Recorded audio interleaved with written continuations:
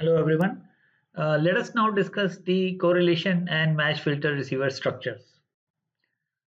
Correlation and match filter receiver structures. In this topic, we will try to design generic receiver structures without assuming any particular type of modulation used. We will not assume that whether pulse amplitude modulation is used or phase shift keying is used or quadrature amplitude modulation is used or even any orthogonal type of modulation is used. So we will try to design generic receiver structures, and we will perform the demodulation and detection of the signals at the receiver end. So to start with, let us say that XMT is the signal set that is being used for a particular type of modulation, where capital M is the number of signal points or signals in the signal set, and small m is the index to point to particular signals in the signal set. And phi I t, these are the basis functions, orthonormal basis functions, and there will be how many basis functions used in this depiction here. I'm using capital N basis functions because this is a general case. This is not a particular case of any modulation scheme or any particular type of either orthogonal or non-orthogonal modulation scheme, but I'm using capital N as the number of basis functions and capital M is the number of signals in the signal set.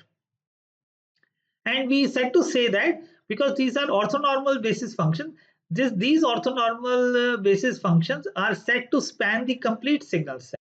So that's the meaning of span xm t, where 0 is less than equal to small m is less than equal to capital M minus 1. So that means the basis function spans the complete signal set and it spans the complete subspace.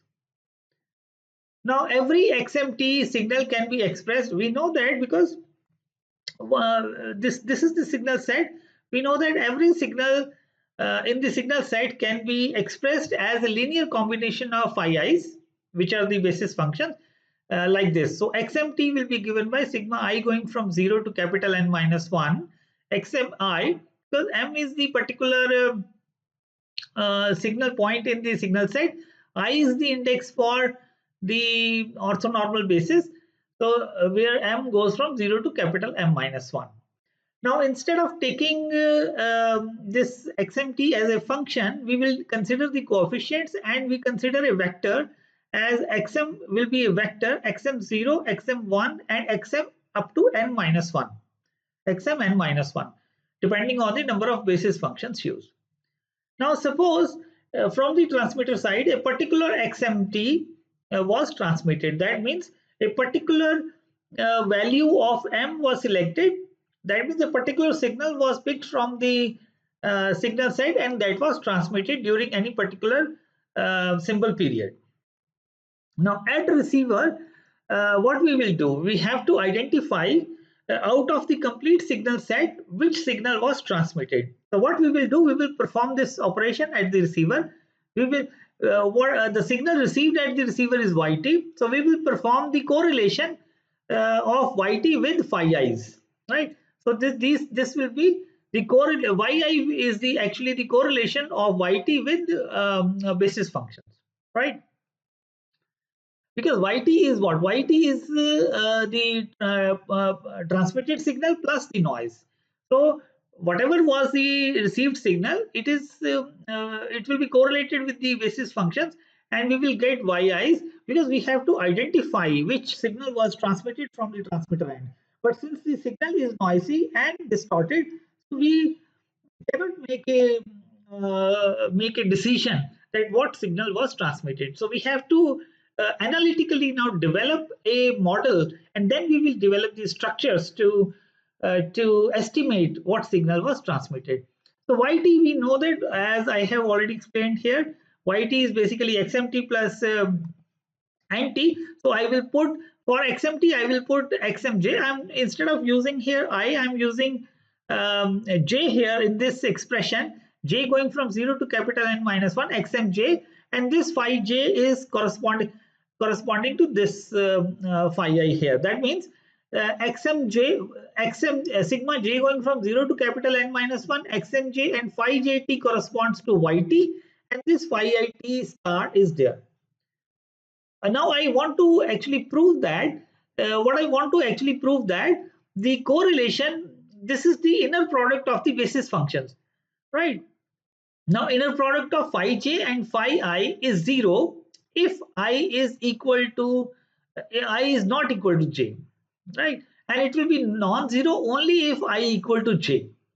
So for I equal to j only, the correlation will be non-zero. Otherwise, the correlation will be 0, because these are orthogonal signals, and the correlation will be equal to 0 when I is not equal to j.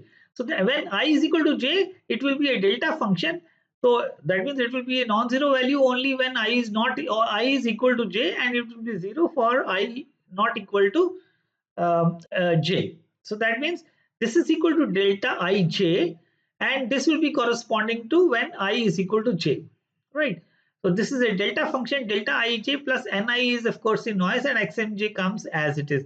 So that means I can replace this now j, because this is a delta function. It will be 1 only when I is equal to j. That means j equal to I. So that means yi is equal to xmi plus ni.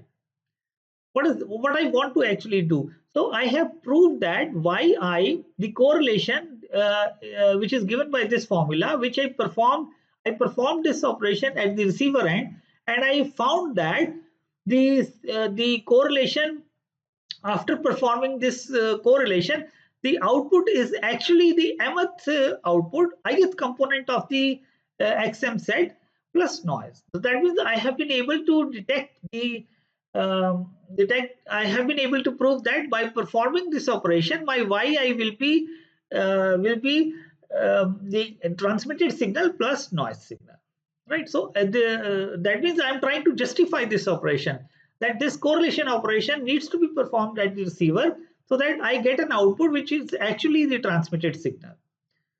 So I can also now represent this yi in terms of the vector. It will be y vector, where the components will be y0, y1 up to yn minus 1, and of course this will be equal to xmi, x0, x1 up to xn minus 1 plus n0. These are the noise components. So what is y vector? It is an estimate of x. Of course it is corrupted by noise. Now what happens actually? Suppose these crosses are actually the actual signal points, right? Which are the possible signals which can be transmitted from the transmitter end. Suppose that this signal was transmitted. Now, at the receiver, a signal will be received. It will be distorted and noisy. So it will not be matching with the exact point here. So it will fall somewhere here. So suppose that this is the received signal. Now I want to identify because I know whatever is received is this. I don't know this signal was transmitted, this was transmitted, this was transmitted, or any of the 16 possible combinations that I have shown in this constellation diagram, that what was transmitted. So what is the way to deal with this situation? We have to find the nearest point. Find the nearest point and say that that signal was transmitted. How to find the nearest point? Just because this is the received signal, and all the crosses are the possible set of signals that can be transmitted. So I have to find out the distance between the received signal point and every possible point in the signal set. So that's what is here. I want to find out the distance. Of course, I am finding the squared distance, because I will say that the minimum distance will be corresponding to whatever is the minimum distance, correspondingly that point was transmitted, that signal was transmitted. I will make that decision. And if some minimum distance is there, and the square of that will also be minimum distance. So I take the squared distance, and that will be equal to the Euclidean distance. So that will be y minus, y is the received signal, right? The received signal minus this sigma I going from 0 to capital N minus 1 is there, because this is a vector, of course, but summing all the components of the vector.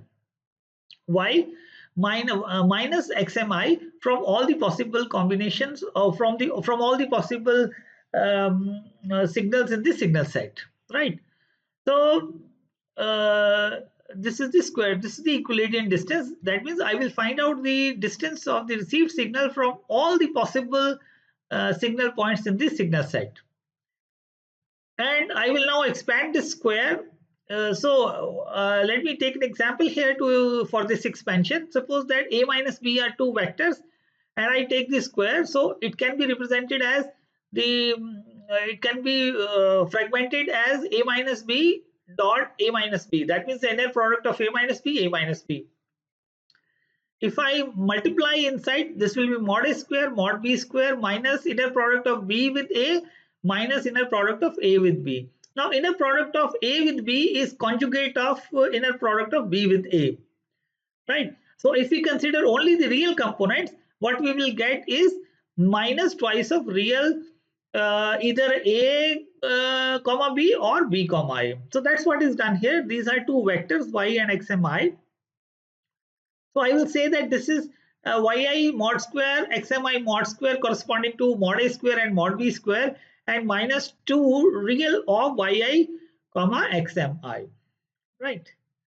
Now of course this is I'm putting an index here, and I'm varying this index using this sigma notation, but I can write this as a vector also. So this will be y vector square plus xm vector square minus 2i's of real inner product of y vector and xm. What is this? This is the squared distance.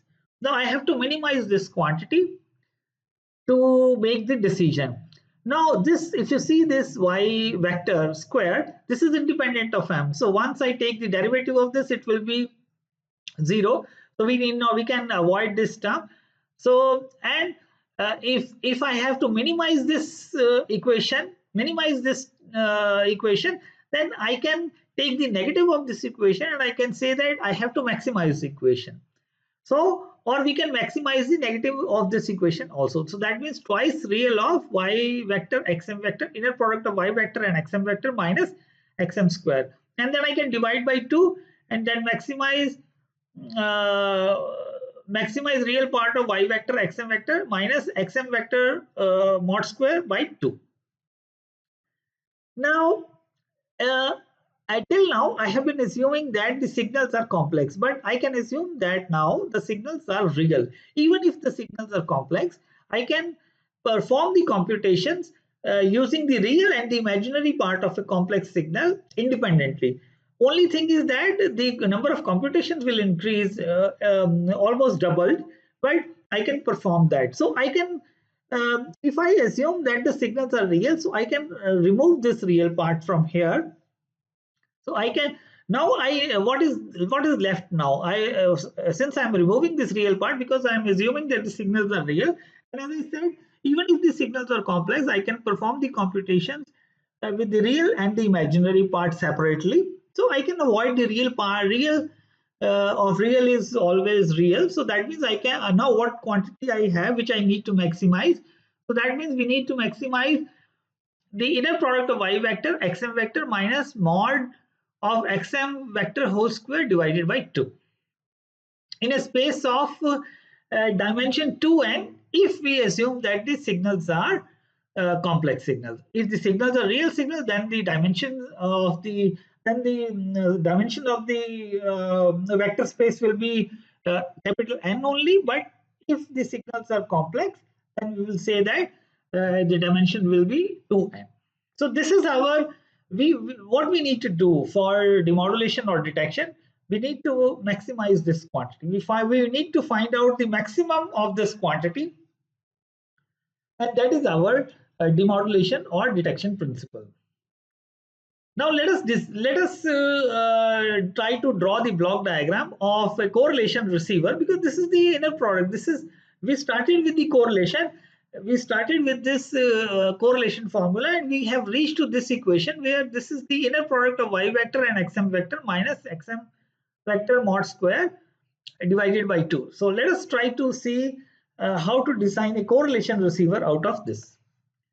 So what if you see here, how did we achieve yi? We, what was transmitted was yt. We performed the correlation with all the basis functions. So what is available at hand is yt, right?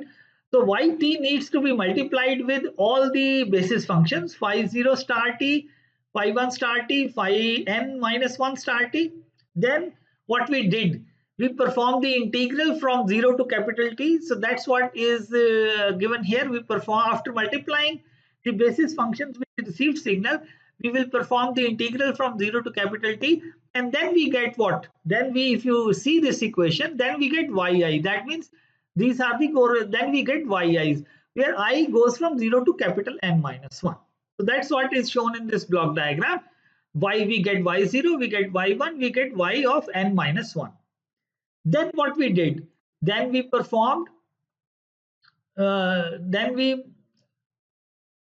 this is so these are yi. Then if you look at this equation, so we get y vector.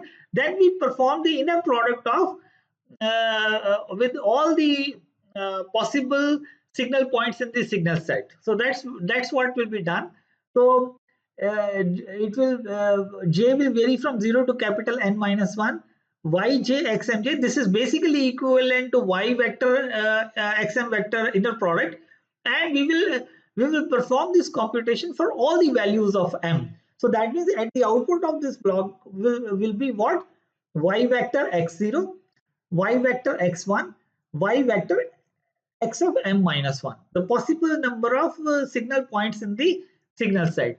And after that, so we get this term. Now we have to add minus of mod of xm square by 2. So we add here x0 mod square by 2, then x1 mod square by 2, then minus of course minus sign is there, minus of x of m minus 1 mod square by 2. We add these things, and after, and since we need to maximize this, so how many how many outputs will be available? These will be m outputs, because we are performing this inner product with all the possible combinations of signal points in the signal set. So we select the maximum, and that will be the estimate of which m was transmitted from the signal, from the transmitter side. So that's the basic principle. So this is what? This is the block diagram of a correlation receiver, and this is known as the correlation receiver to identify what signal was transmitted. Now, if you look at this equation here, yi finding the correlation, now this can be implemented using the matched filters also. So let us try to see. So we have yi here. So this is the operation that we performed at the receiver, and I say that this can be performed by a matched filter also. Let us see how. So what I do here is phi I star t, I just add and subtract one capital T here, right? So I name this equation as equation number 1. This is actually the convolution formula. How?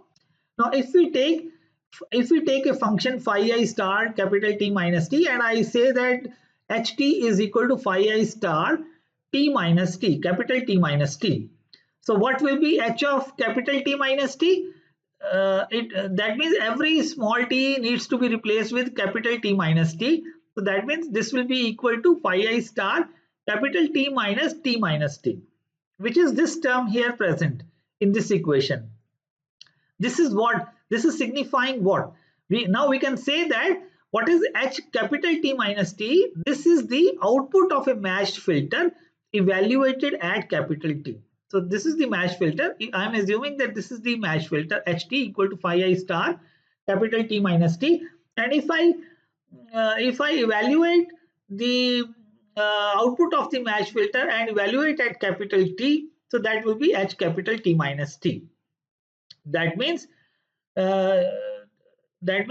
equation number 1 is what? Equation number 1 is the output of the filter when match output of the filter which is matched to phi it, of course, which is matched to phi it, when yt is the input sampled at capital T. So that means this correlation here can be implemented using a matched filter. Like, so this is the matched filter receiver structure. whatever was there. Now this part of the correlation receiver block diagram where this multiplication is there and integration is there, I will replace this with match filtering and sampling at every capital T seconds. So this is my input coming, which is yt.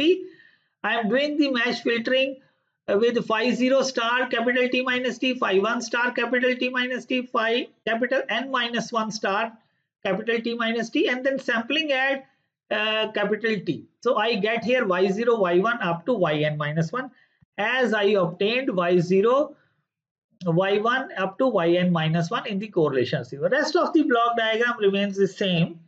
We need to do the, we need to perform the inner product. We need to find out this quantity inner product of y vector, xm vector, and then minus mod of xm square by 2 for all the possible outputs from this block, and then we need to select the maximum, and we will be able to obtain the estimate of m, which will tell us that that possible signal was transmitted. So this is known as the matched filter receiver. Now, instead of performing match filtering with the different basis functions, what we are doing in this match filter, we are performing the match filtering with the basis functions. When the input, when the output, when the signal is coming at the receiver, so received signal is being what we are doing. We are doing the match filtering of the received signal with the basis function.